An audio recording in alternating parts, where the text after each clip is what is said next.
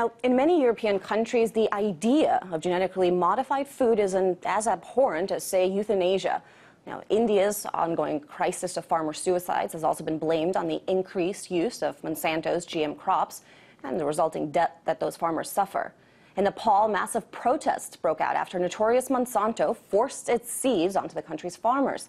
And it's not just Monsanto. In Taiwan, a country that has a vested political interest and friendly ties with the U.S., the mere mention of a U.S. beef additive called ractopamine is enough to send thousands of farmers to the streets in violent protest of our products. But what about here at home? Why aren't we outraged about what we eat? Do we even know what we eat? Do we know that what's in our food, what's in our seeds, and what we're buying on the food shelves? Well, here with me to discuss this issue is Christopher Cook. He is the author of the book, Diet for a Dead Planet. Christopher, thank you so much for taking the time to speak with us. It's such a broad issue that it's sort of difficult to figure out where to begin, but let's look at this divide between, I guess, the rest of the world and U.S. consumers here at home. Am I mistaken in having the impression that we're just not as up in arms over GMOs as Europeans, for example, are? Well, I think actually the movement against GMOs in general and also for labeling in the U.S. is actually quite active and vibrant, and that you'll see comments posted to USDA, to the government, in the millions. There's actually very widespread concern across the U.S. about the spread of genetically modified foods. For instance, about 80 different cities across the country have tried, or towns, have tried to ban GMOs within their locality, and the state of Vermont had a ban on GMOs, and the corporations continue to battle these in court.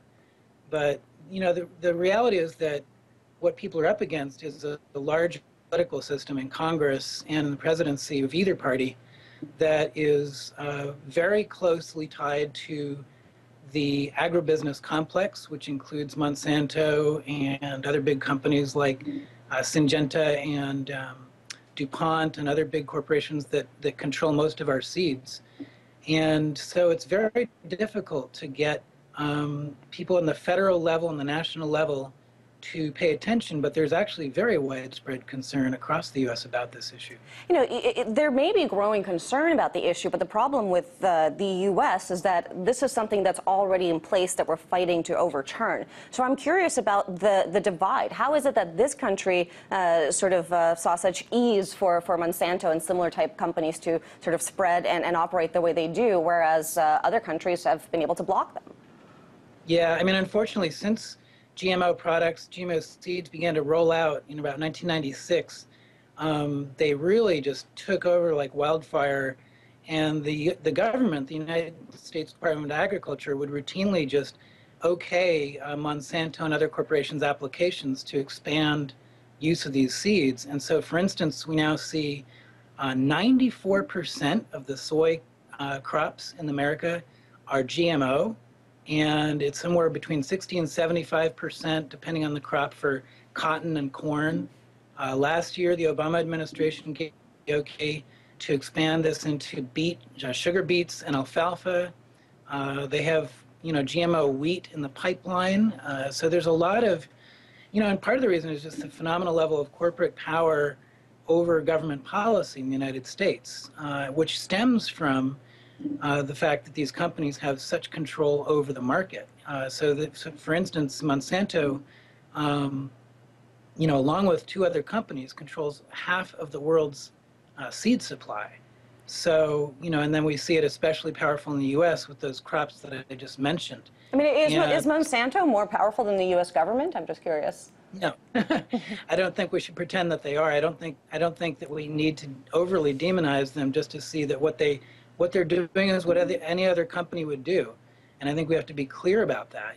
This is not just one evil company. The food industry, what the agribusiness industries frankly do, is they try to turn a profit and they try to become as big as possible and control as much of the market as they can. And once they do, their pockets are very deep for controlling politics and to have the wheel regulatory process. And so it doesn't seem to matter which political party we have. Both of the President Bush and President Obama have been roughly equally friendly to the GMO industry. And the danger is not just, that we don't know what's in our food and the fact that there are allergens that have been introduced into our food system. It's also, as you mentioned earlier, the control over farmers' ability to survive and to produce the crops they want to produce. And so even if farmers may start off liking, a Monsanto product and they link in with it, they're suddenly completely unable to control their fate. And so Monsanto... Sorry to interrupt you. I mean, it sounds like a drug pusher, essentially. I used the analogy before where, if McDonald's started putting crack in their burgers and hooking customers on their specific burgers, and then also happened to sue anyone that went to, Burger King for an alternative, I mean, that would be gang drug warfare. And yet we don't... Go ahead. Sorry. Yeah, I mean, in the first decade of GMOs in the U.S., Monsanto sued over 2,300 farmers claiming that they had stolen their seeds, when in actuality many farmers have found their organic crops or non-GMO crops to be polluted by the seeds blowing through the wind.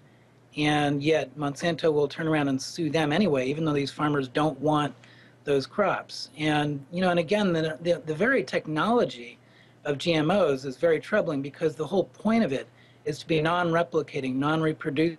So you have to go to the company to get their seeds, and you have to go to the same company for the pesticides that will be used to eradicate the rest of the pests and the weeds and the rest. And so these crops are they're not good for the environment.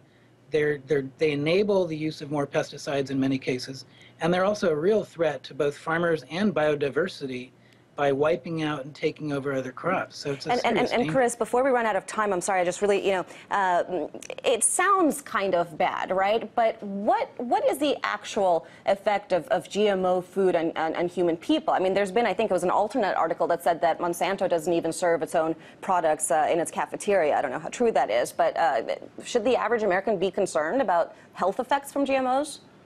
Well, absolutely. I mean, the studies are still being done, but there are a number of studies showing, again, that they introduce, by crossing different seeds, they introduce allergens into the food supply, and some people are very allergic to certain things. And when you don't label, it's not enough to just say it's GMO. Well, what was the allergic just into this food that never had that before?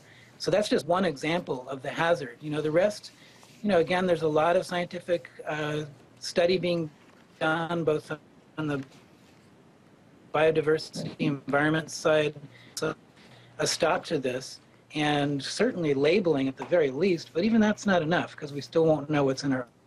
Well, it seems like a battle of the American people versus Goliath, although I don't really know if it's the political system or the companies or who's really the Goliath in this case. But I do appreciate you taking the time to speak with us. That was Christopher D. Cook, the author of the book Diet for a Dead Planet.